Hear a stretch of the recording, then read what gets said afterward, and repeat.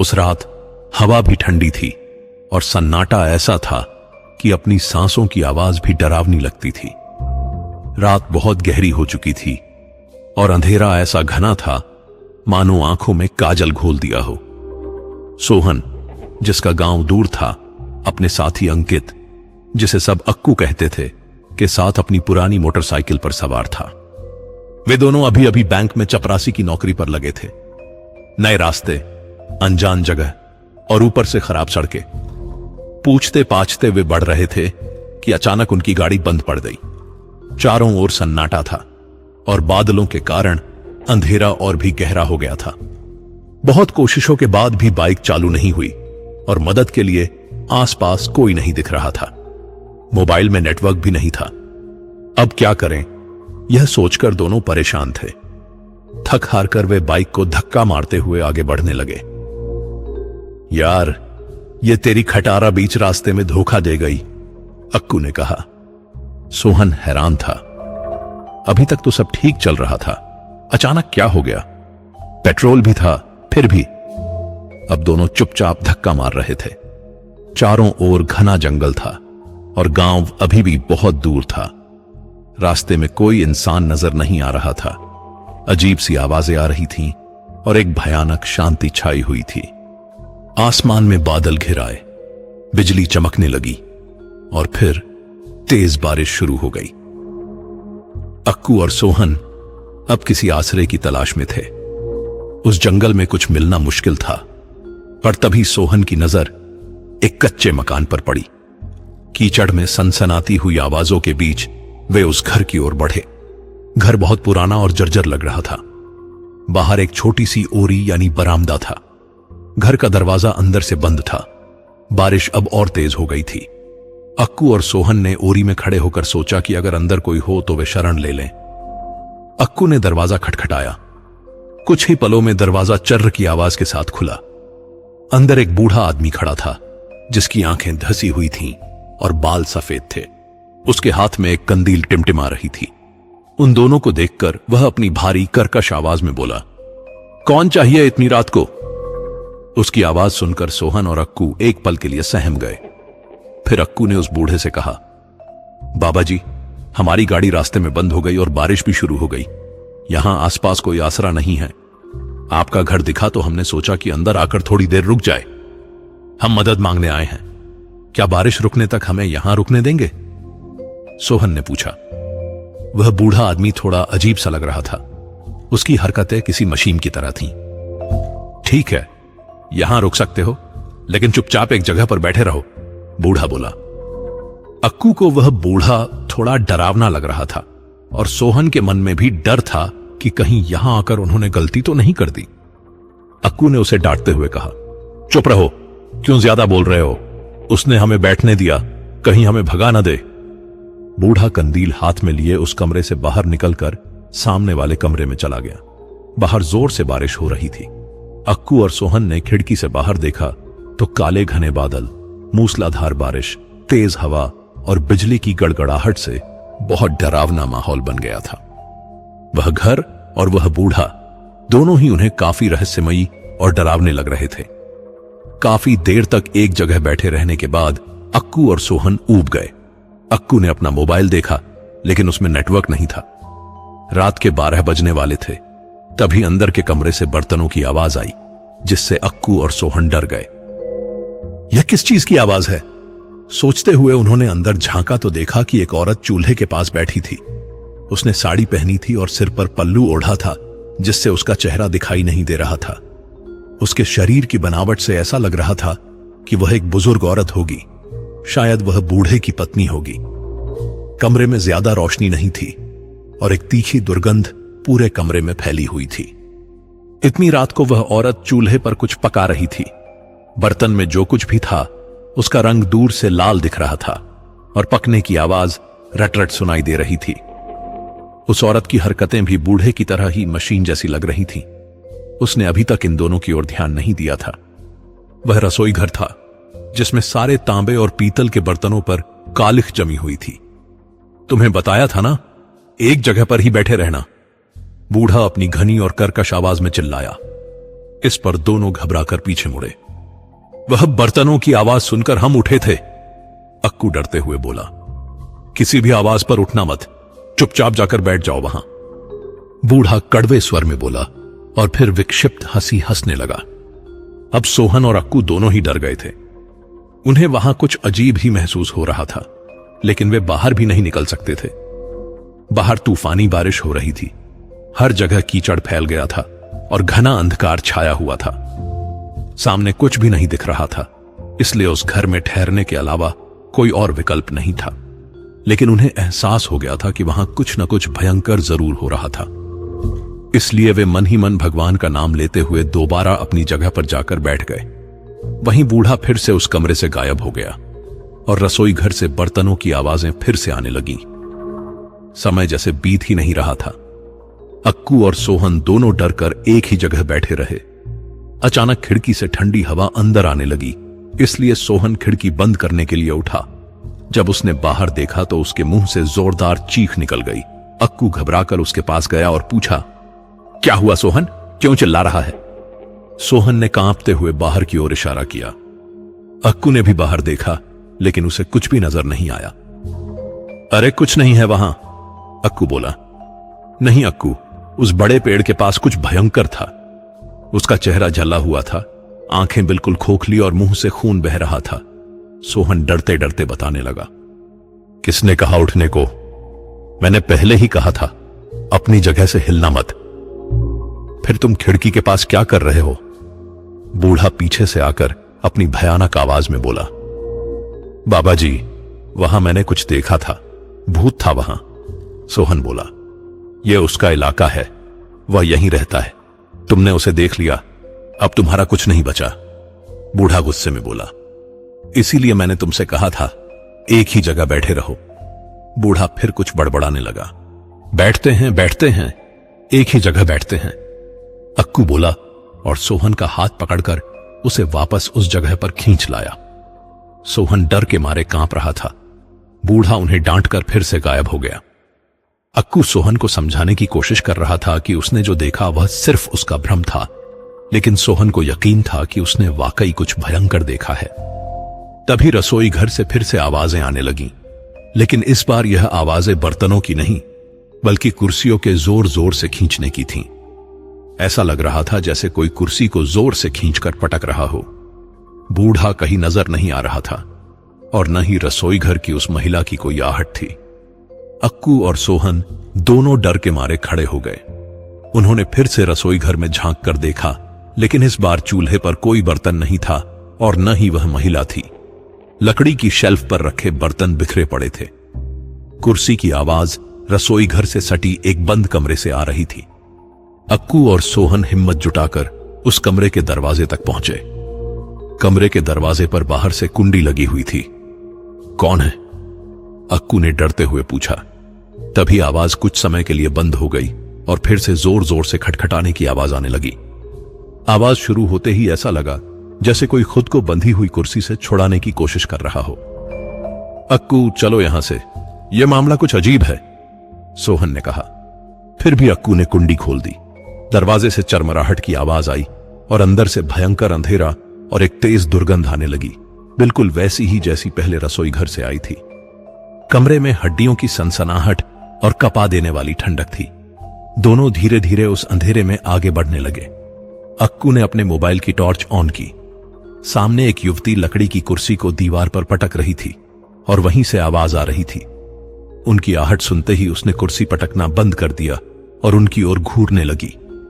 अक्कू और सोहन दोनों को डर के मारे पसीना आने लगा, क्योंकि वह लड़की मानसिक रूप से विक्षिप्त लग रही थी। उसके बाल बिखरे हुए थे, मुंह से लार टपक रही थी, चेहरे पर एक विकृत मुस्कान थी, आंखों में गुस्सा और शरीर पर जगह जगह फटे हुए कपड़े। वह भयंकर लड़की धीरे धीरे उनकी ओर बढ़ने लगी। दोनों ने एक दूसरे का हाथ कसकर पकड़ा और कमरे से बाहर भागे। पहले कमरे में पहुंचकर उन्होंने दरवाजा खोलकर बाहर जाने की कोशिश की, लेकिन दरवाजा किसी भी तरह से खुल नहीं रहा था। कहां जा रहे हो इतनी रात में, वह भी बारिश में? बूढ़ा गुस्से में बोला। ओ बाबा जी, हमें जाने दीजिए, अक्कू ने कहा। बाहर बारिश हो रही है, जाते समय लौटकर आना, लेकिन याद रखना उसकी मर्जी के बिना यहां से कोई बाहर नहीं जा सकता। बूढ़ा जोर जोर से विकृत हंसी हंसने लगा। पूरे कमरे में अंधेरा फैलने लगा। सोहन और अक्कू दोनों बुरी तरह फंस गए थे। वे एक भयंकर संकट में घिर चुके थे और वहां से निकलने का कोई रास्ता नहीं था। वे मन ही मन भगवान का नाम लेने लगे। बूढ़े का रूप बदलने लगा। उसकी आंखें लाल लाल हो रही थीं, जैसे उनमें खून उतर आया हो। सोहन को याद आया कि उसने यही चेहरा पहले देखा था। सोहन ने बाहर जो चेहरा देखा था वही आदमी था, और रसोई घर में चूल्हे के पास बैठी वह औरत भी अब उनके पास चलकर आ रही थी। उसके सिर का पल्लू नीचे गिरा हुआ था और उसका चेहरा इतना भयानक था कि उसे देखकर अक्कू और सोहन दोनों जोर से चिल्ला उठे। वह औरत बूढ़े आदमी के पास आकर खड़ी हो गई और उसके पीछे पीछे वह विकृत लड़की भी लंगड़ाते हुए आ रही थी, जो अब पहले से भी ज्यादा डरावनी लग रही थी। तीनों धीरे धीरे अक्कू और सोहन की ओर बढ़ने लगे, जैसे मौत उनके सामने खड़ी हो। जैसे ही वे तीनों अक्कू और सोहन के करीब पहुंचे, अचानक दरवाजा खुला और कोई अंदर आया। उसने उन तीनों भयानक आत्माओं पर कुछ फेंका और वे आत्माएं चीखते हुए अदृश्य हो गईं। उस समय सुबह के 4 बज रहे थे। अक्कू और सोहन डर से कांप रहे थे। उनके मुंह से एक भी शब्द नहीं निकल रहा था। डरो मत, अब कुछ भी नहीं होगा, तुम सुरक्षित हो, बस मेरे पीछे पीछे बाहर चलो और पीछे मुड़कर मत देखना, वह व्यक्ति बोला। सोहन और अक्कू उस व्यक्ति के पीछे पीछे घर से बाहर निकल आए और पीछे मुड़कर उन्होंने देखा भी नहीं। आपके बहुत उपकार हुए, आपने हमारी जान बचा ली, अक्कू ने हाथ जोड़कर उस व्यक्ति से कहा। मैंने नहीं, तुम्हारे अच्छे कर्मों ने तुम्हें बचाया है। याद रखना, तुम्हारा समय आ गया था, लेकिन वक्त नहीं आया था। तुम बहुत भयानक जगह में फंस गए थे, जिसकी तुम्हें कल्पना भी नहीं हो सकती, उस व्यक्ति ने कहा। लेकिन यह सब क्या था और आप समय पर कैसे पहुंच गए? सोहन ने पूछा। सुनो, तुम जिस जगह फंसे थे वह एक भुतहा घर है। 10 साल पहले यहां एक बूढ़ा और बूढ़ी रहते थे जो इस खेत की देखभाल करते थे। इस खेत का मालिक था जगदीप, जो शहर में रहता था। उसकी एक 18 साल की बेटी थी जिसका नाम उमा था। जन्म से ही वह मानसिक रूप से विक्षिप्त और खतरनाक थी।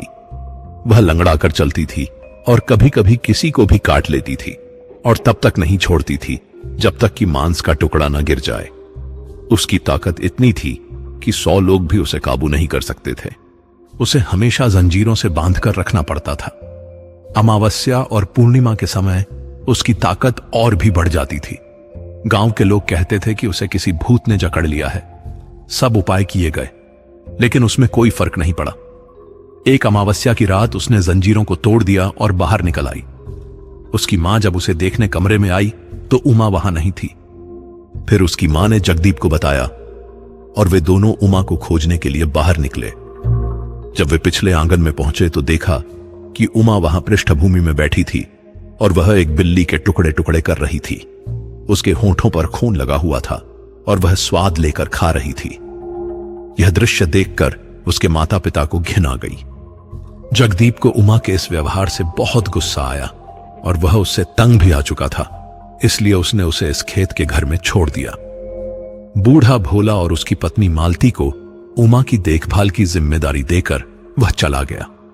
उमा को संभालना भोला और मालती के लिए बहुत मुश्किल हो गया था। उसे रोज अलग अलग जानवरों का मांस खाना पसंद था, नहीं तो वह हंगामा करने लगती। उसे हमेशा जंजीरों से बांधकर रखना पड़ता था। एक दिन उमा बीमार पड़ गई और उसकी मौत हो गई। सभी को लगा कि अब वे उसकी मुसीबतों से छुटकारा पा चुके हैं, लेकिन उमा की आत्मा अभी भी जीवित थी। उसने भोला और मालती के साथ साथ अपने माता पिता को भी मार डाला। इसके बाद इस घर में मौत का सिलसिला शुरू हो गया। भोला और मालती की मौत के बाद उनकी और उमा की आत्माएं इस घर में भटकने लगी। उमा की आत्मा बहुत भयानक और शक्तिशाली बन गई थी। जंगल में रास्ता भटकने वाले या तुम जैसे आश्रय मांगने वाले लोग इस घर में आने लगे और अपनी जान गंवाने लगे। उमा की आत्मा इतनी चालाक थी कि किसी को भी अपनी ओर खींच लेती थी और इस घर में पहुंचा देती थी। कल रात तुम्हारे साथ भी यही होना था, लेकिन तुम्हारे अच्छे कर्मों की वजह से तुम बच गए। मैं उसी रास्ते से गुजर रहा था। रास्ते में मैंने तुम्हारी गाड़ी देखी और यह घर नजर आया। मुझे तुरंत समझ आ गया कि कोई नया व्यक्ति यहां फंसा हुआ है वरना आसपास के गांवों के लोग दिन में भी इस जगह के पास नहीं आते। इसके अलावा कल अमावस्या की रात थी और इस घर को सिर्फ अमावस्या को ही देखा जा सकता है। अन्य समय पर यहां कुछ भी नजर नहीं आता। अब तुम्हारे मन में यह सवाल जरूर आया होगा कि मैं कौन हूं और मुझे यह सब कैसे पता। तो सुनो, मैं उन अतृप्त आत्माओं को अपनी शक्तियों से वश में कर लेता हूं। यह विद्या मुझे आती है और मैं उमा का काका संदीप हूं। जब से उमा पैदा हुई थी वह मानसिक रूप से विक्षिप्त थी। डॉक्टरी इलाज बहुत कराए गए लेकिन कोई फायदा नहीं हुआ। उस समय मुझे यह विद्या पूरी तरह से नहीं आती थी और उमा की हालत दिन ब दिन बिगड़ती जा रही थी। इसलिए मेरे भाई ने तंग आकर उसे इस खेत के घर में लाकर रख दिया। भोला को ज्यादा पैसे देकर उमा की देखभाल करने के लिए कहा गया। बड़ी मुश्किल से उसने 1 महीने तक उमा को संभाला, लेकिन फिर उमा ने उसे भी बहुत परेशान करना शुरू कर दिया। जब उमा लगभग 15 साल की थी तो वह एक दिन घर से चुपचाप निकलकर जंगल में चली गई थी। ऐसा कहा जाता है कि उसे वहीं किसी बुरी आत्मा ने अपने वश में कर लिया। वह मानसिक रूप से बीमार थी, इसलिए उसमें यह अघोरी बदलाव तुरंत समझ में नहीं आया, लेकिन तभी से मासूम उमा बहुत क्रूर बन गई थी। वह रोज मांस खाने की मांग करने लगी। शुरू में भाई ने उसकी मांग पूरी की, लेकिन फिर उसकी मांस खाने की आदत बढ़ती गई। उसकी ताकत भी बढ़ने लगी और उसका विक्षिप्त व्यवहार और भी खराब हो गया। उसके हाथ में जो भी चीज आती उसे उठाकर फेंकने लगती। घर में सभी लोग उससे तंग आ गए थे। आखिरकार उसे एक कमरे में बंद कर दिया गया। जब तक उसे उसकी मनचाही चीजें मिलती रहीं, वह कुछ हद तक काबू में रही, लेकिन उसके बाद उसने पूरी तरह से आतंक मचाना शुरू कर दिया। अपनी बढ़ी हुई शक्ति के कारण वह खुद को बंदिशों से आजाद कर लेती थी और धीरे धीरे सबकी नजरों से बचकर जीवित प्राणियों को मारकर उनके टुकड़े टुकड़े करने लगती थी। वह किसी के भी ऊपर हमला करने से नहीं चूकती थी। घर के लोग, गांव के लोग, यहां तक कि जानवर भी उससे डरने लगे थे। इसलिए मेरे भाई ने उसे यहां लाकर छोड़ दिया, लेकिन कुछ ही दिनों में उसके अंदर की बुरी आत्मा ने उसका भी जीवन ले लिया और उसने एक एक करके सबको खत्म कर दिया। उस समय मैं यहां नहीं था और मालती की आत्मा अब भी उमा के नियंत्रण में है। जब मैं यहां पहुंचा तब तक बहुत देर हो चुकी थी। उसने हमारे परिवार के सभी सदस्यों को मार डाला था, लेकिन मुझे वह कुछ नहीं कर सकी। उसकी ताकत इतनी भयानक है कि जिस पर भी वह हावी हो जाती है उसे मौत के घाट उतार देती है। केवल मेरे पास जो अभिमंत्रित वस्त्र है वे ही उसे मुझसे दूर रखते हैं। पवित्र भंडारे से वह काफी डरती है, लेकिन उसने अब तक कई लोगों की बलि देकर अपनी ताकत बढ़ा ली है। इसलिए मैं उसे अब तक पूरी तरह से नियंत्रित नहीं कर पाया हूं, लेकिन एक दिन ऐसा जरूर आएगा जब मैं उसे मुक्त कर दूंगा। यहां के आसपास के लोगों को पता है कि यह जगह भुतहा है, इसलिए आमतौर पर कोई यहां नहीं आता, और अमावस्या के दिन तो बिल्कुल भी नहीं। तुम बच गए, लेकिन याद रखना, इसके बाद अमावस्या के दिन इस रास्ते से कभी मत आना, नहीं तो वह तुम्हें छोड़ने वाली नहीं है। अब मैं चलता हूं, तुम भी जल्दी निकलो। इतना कहकर वह वहां से चला गया। सोहन और अक्कू अभी भी सदमे में थे, लेकिन अब उन्हें उससे कोई खतरा नहीं था। रात बीत चुकी थी और सुबह हो गई थी। दोनों अपनी गाड़ी के पास पहुंचे। उन्होंने एक बार उस घर की तरफ देखा, लेकिन वहां उस घर का कोई नामो निशान भी नहीं था। भगवान का धन्यवाद करते हुए सोहन और अक्कू अपनी गाड़ी लेकर वहां से निकल गए। वह रात, अमावस्या की वह काली रात, आज भी मेरे सपनों में आती है। वह बूढ़ा, वह औरत और वह भयानक लड़की, उनकी यादें ऐसी हैं जैसे किसी ने रूह में कांटे चुभो दिए हों। उस रात जो हुआ वह सच था, एकदम सच। और याद रखना, कुछ जगहें दुनिया में ऐसी होती है जहां लौटने का मतलब मौत को दावत देना होता है। कृपया इस कहानी को लाइक, शेयर और हमारे चैनल को सब्सक्राइब करना ना भूलें। मां काली वो शक्ति हैं जो हर पल के साथ पैदा होती हैं और हर पल के खत्म होने पर उसी में मिल जाती हैं। काली समय है वो समय जो हमारी जिंदगी के हर मोड़ पर हमारे साथ रहता है।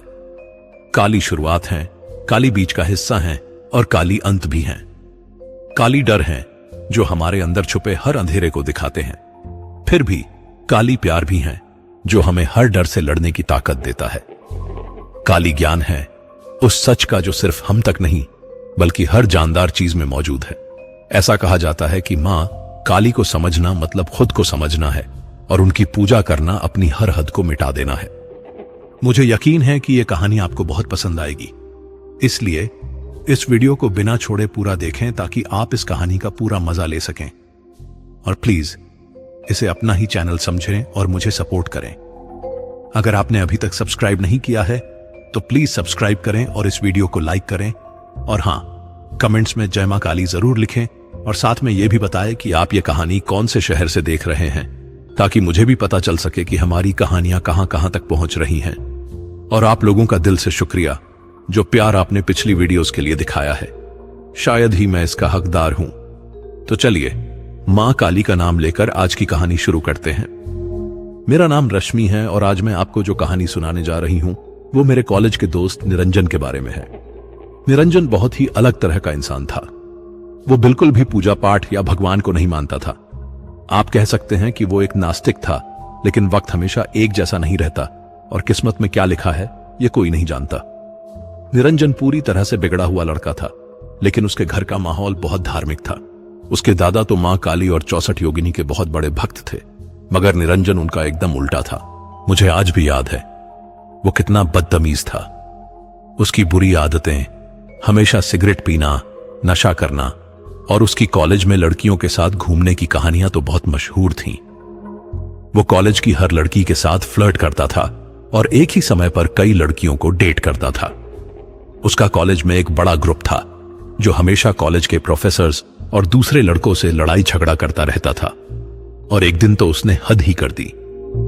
एक लड़की जिसने उस पर भरोसा किया था और उसके झूठे प्यार के चक्कर में पड़ गई थी, निरंजन ने उसे धोखा दे दिया था और वो सबके सामने उसे देखना तक छोड़ दिया था। लड़की का दिल टूट गया था और वो कॉलेज में सबके सामने रो रही थी। उसकी ये हालत देखकर बाकी लड़कियों से रहा नहीं गया। वो सभी उसके खिलाफ शिकायत लेकर टीचर्स के पास चली गईं, लेकिन निरंजन को यह सहन नहीं हुआ। बदले की आग में जलते हुए उसने लड़कियों को सबक सिखाने का एक बहुत ही घटिया और गंदा तरीका चुना। उसने अगले दिन लड़कियों के टॉयलेट में पटाखे और सुतली बम फोड़ दिए। टॉयलेट में जब अचानक बम की तेज आवाज हुई तो लड़कियां डर गईं, चीख पुकार मच गई। कुछ तो वहीं डर के मारे खड़ी रह गईं तो कुछ बाहर भागने की कोशिश करने लगी। उस एक पल में सब कुछ जैसे टूट गया था। एक लड़की का भरोसा, बाकी लड़कियों की हिम्मत और इंसानियत। इसके बाद भी निरंजन को गलत साबित नहीं किया जा सका, क्योंकि उसके खिलाफ कोई सबूत नहीं था। जब भी कुछ टीचर्स उसका विरोध करने की कोशिश करते तो निरंजन अपने चाचा को बुला लेता। उसका चाचा एकदम गुंडे जैसा था जो किसी से भी उलझने से नहीं डरता था। कॉलेज में उसका नाम ही लोगों को डराने के लिए काफी था। उसके चाचा का असर इतना था कि जो भी निरंजन के खिलाफ जाने की हिम्मत करता वो आखिरी वक्त पर पीछे हटने को मजबूर हो जाता। लेकिन एक दिन निरंजन और उसके दोस्त हमेशा की तरह कॉलेज के पास वाली चाय की दुकान पर बैठे थे। वहां वो अपनी मस्ती में धुएं के छल्ले उड़ा रहे थे और कॉलेज के नियमों का मजाक उड़ा रहे थे। निरंजन के हाथ में सिगरेट थी और उसका दोस्त हंसी मजाक में किसी टीचर की नकल उतार रहा था। किसी को अंदाजा भी नहीं था कि आने वाले कुछ मिनटों में उनकी आजादी पर मुसीबत आने वाली थी। तभी पीछे से किसी के चिल्लाने की आवाज आई, निरंजन! सभी डरकर पीछे मुड़े तो देखा वहां कॉलेज के प्रिंसिपल खड़े थे। उनका चेहरा गुस्से से लाल हो रहा था। प्रिंसिपल ने निरंजन की तरफ देखते हुए कहा, तुम्हारा बस चले तो तुम कॉलेज को धुएं में उड़ा दो, है ना? उनकी आवाज में इतना रौब था कि कोई जवाब देने की हिम्मत नहीं कर पाया। प्रिंसिपल ने सबको वहीं जमकर डांटा और कहा, तुम लोग खुद को समझते क्या हो? यह कॉलेज है, नशे का अड्डा नहीं। निरंजन हमेशा से लापरवाह और बेशर्म था, लेकिन इस बार उसकी नजरें झुकी हुई थीं। उसे शायद पहली बार ऐसा महसूस हुआ कि कोई उसकी अकड़ के सामने खड़ा है। उसके दोस्तों ने भी इस पल में उसका साथ छोड़ दिया और धीरे धीरे सब वहां से खिसक लिए। लेकिन प्रिंसिपल ने निरंजन को रोके रखा। प्रिंसिपल ने उसकी तरफ गहरी नजरों से देखते हुए कहा, तुम्हारे जैसे लोग अपने आने वाले समय को खराब कर रहे हैं। यह कॉलेज तुम्हें एक अच्छा इंसान बनाने के लिए है, न कि बिगाड़ने के लिए। उस दिन निरंजन ने खुद को बहुत कमजोर महसूस किया। प्रिंसिपल ने उसे कड़ी चेतावनी देते हुए कॉलेज की पुरानी लाइब्रेरी को अगले 1 हफ्ते तक साफ करने की सजा दी। यह सजा उसे सबसे ज्यादा बुरी लगी थी, क्योंकि लाइब्रेरी उसके लिए किसी जेल से कम नहीं थी। जिस इंसान ने अब तक लाइब्रेरी में गलती से भी कदम नहीं रखा था, अब वो 1 हफ्ते तक वहां की सफाई करने वाला था। लाइब्रेरी की खामोशी और किताबों के बड़े ढेरों में वक्त बिताना उसके लिए बिल्कुल भी आसान नहीं था। अगले दिन वो कॉलेज पहुंचा और उसने उस पुरानी लाइब्रेरी को देखने का मन बनाया जो कई सालों से बंद पड़ी थी। जैसे ही निरंजन ने उस पुरानी लाइब्रेरी के जंग लगे दरवाजे को खोला, एक पुरानी बासी हवा ने उसके चेहरे पर दस्तक दी। ऐसा लगा मानो कमरे ने सालों बाद एक लंबी सांस छोड़ी हो। लाइब्रेरी बहुत बड़ी थी, दूर तक अंधेरे में फैली हुई थी और उसमें ऊंची ऊंची किताबों की अलमारियां थीं, जैसे छत तक पहुंच रही हों। हर कोने में बड़े बड़े मकड़ी के जाले लटक रहे थे और हल्की दरारों से छनकर आती हुई धूल हवा में तैर रही थी। उसके कदमों की आवाज उस सन्नाटे में गूंज रही थी, जैसे उसने उस खामोशी को तोड़ दिया हो। हर शेल्फ पर किताबों की लंबी कतारें थीं, जिनके चमड़े के कवर पुराने और फटे हुए थे। अब उसके पास कोई रास्ता नहीं था। उसे अब आने वाले 6 दिन यहीं बिताने थे। दिन गुजरते गए और वो लाइब्रेरी की सफाई करने में अपना पूरा समय बिताने लगा था। उसने लगभग आधी लाइब्रेरी के हिस्से को साफ कर लिया था। वो धीरे धीरे एक कोने से दूसरे कोने तक सफाई करते हुए आगे बढ़ रहा था, लेकिन अपनी सजा के आखिरी दिन उसने देखा कि लाइब्रेरी के आखिरी हिस्से में एक पुरानी किताबों की अलमारी है जो पूरी तरह से धूल और मिट्टी से ढकी हुई है। वो धीरे धीरे उस कोने की तरफ बढ़ा। वहां कोई रोशनी नहीं थी, सिर्फ एक बल्ब था जो हल्के से टिमटिमा रहा था। उसने अपना झाड़ू उठाया और अलमारी पर जमी धूल साफ करने लगा। जैसे ही उसने झाड़ू अलमारी पर मारा, एक बड़ी सी किताब अलमारी से जमीन पर गिरी। किताब पूरी तरह धूल में लिपटी हुई थी। उसने अपने हाथों से उस पर जमी धूल को साफ करना शुरू किया। किताब के कवर पर बड़े और पुराने अक्षरों में लिखा था, मां काली साधना और शमशान काली तंत्र सिद्धि। अरे, ये किताब यहां कॉलेज की लाइब्रेरी में क्या कर रही है? निरंजन ने मन ही मन सोचा। वो किताब को लेकर पास की मेज पर बैठ गया। भले ही निरंजन नास्तिक था, पर पता नहीं क्यों वो खुद को उस किताब को पढ़ने से रोक नहीं पा रहा था। जैसे ही उसने पन्ने पलटने शुरू किए, उसकी नजर उसमें बने रहस्यमय चिन्हों और यंत्रों पर पड़ी। हर पन्ने पर कुछ अजीबोगरीब निशान थे, कुछ ऐसे यंत्र जिन्हें उसने पहले कभी नहीं देखा था। वो पूरी तरह उस किताब में खो गया था। उसे वक्त का कोई होश नहीं रहा। पन्ने पर पन्ने पलटते हुए वो जैसे उस किताब में डूबता जा रहा था। और तभी कॉलेज की घंटी बजी, और ये घंटी बजने के साथ उसकी सजा भी अब खत्म हो चुकी थी। वो उस किताब को वापस उस अलमारी में रखने गया, पर पता नहीं उसके मन में क्या चल रहा था। वो उस किताब को अलमारी की जगह अपने कॉलेज के बैग में रखकर वहां से चला गया। उस दिन जब वो घर लौटा तो रात गहरी हो चुकी थी। उसने खुद को अपने कमरे में बंद कर लिया और फिर से उस किताब को पढ़ने बैठ गया। उस किताब में कई मंत्र और नियम लिखे गए थे, जिसमें यह बताया गया था कि अपने अंदर मां काली की शक्ति को कैसे जगाया जा सकता है। लेकिन हर मंत्र के साथ एक गहरी चेतावनी भी दी गई थी। यह साधना तुम्हारे सब्र की हर हद को देखेगी। सबसे बड़ी शक्ति मां काली को जगाने से पहले तुम्हें अपने बुरे कामों का सामना करना होगा। तुम्हारे बुरे काम, डरावने दृश्य और न देखे गए डर सभी एक एक करके तुम्हारे सामने आएंगे। बिगड़े हुए निरंजन ने इन नियमों को एक चुनौती की तरह लिया। उसके मन में कहीं ना कहीं यह सवाल था कि क्या सच में इन चीजों का कोई वजूद है, या फिर ये सब हमारे मूर्ख पुरखों द्वारा बनाई गई कहानियां हैं। अगर मां काली जैसी कोई शक्ति सच में है तो उसे मुझे देखने आना ही होगा। चलो देखते हैं इस साधना में कितनी ताकत है, निरंजन ने खुद से कहा। उसके अंदर का नास्तिक स्वभाव उसे बार बार यह सोचने पर मजबूर कर रहा था कि यह सब अंधविश्वास के अलावा और कुछ नहीं है। निरंजन ने अब पक्का कर लिया था कि वो इन 11 दिनों के नियमों को मानेगा, लेकिन सिर्फ इसलिए कि वो अपनी उत्सुकता को शांत कर सके। निरंजन ने धीरे धीरे साधना के सारे नियमों और ब्रह्मचर्य का पालन करना शुरू कर दिया था। नियमों के हिसाब से उसे हर रात अपने कमरे के अंधेरे कोने में बैठकर काली बीज मंत्र का जाप करना था। दिन बीतने लगे। शुरुआत में सब कुछ ठीक था। 5वें दिन तक उसे कोई ऐसा अनुभव नहीं हुआ जैसा किताब में बताया गया था। न कोई संकेत, न कोई रहस्यमयी घटना। निरंजन का सब्र जवाब देने लगा। उसने सोचा, यह सब बेकार है। मैं बस अपना समय इस बेवकूफी भरी चीज में बर्बाद कर रहा हूं। न कोई शक्ति है, न कोई साधना। यह सब सिर्फ डर और कहानियां बनाने के लिए लिखा गया होगा। लेकिन छठे दिन जब निरंजन मंत्रों का जाप करते करते पूरी तरह से ध्यान की हालत में चला गया था, तभी उसने कुछ सुना। यह किसी बड़े और भारी कदमों की आवाज थी, जैसे कोई बहुत बड़ी चीज कमरे के अंदर आ रही हो। वो आवाज अब पास आती जा रही थी और निरंजन ने महसूस किया कि जो भी वो चीज थी वो अब ठीक उसके पीछे आकर बैठ गई है और निरंजन उसकी गहरी सांसों को महसूस कर पा रहा था। और अचानक वो चीज उसके कानों के करीब आकर हंसी। सच कहूं तो निरंजन डर गया था, लेकिन नियमों के हिसाब से वो मंत्र जाप पूरा होने तक अपनी आंखें नहीं खोल सकता था। और यह सिलसिला 9 दिनों तक रोज चलता रहा। पर 9वें दिन निरंजन के साथ कुछ बहुत बुरा हुआ।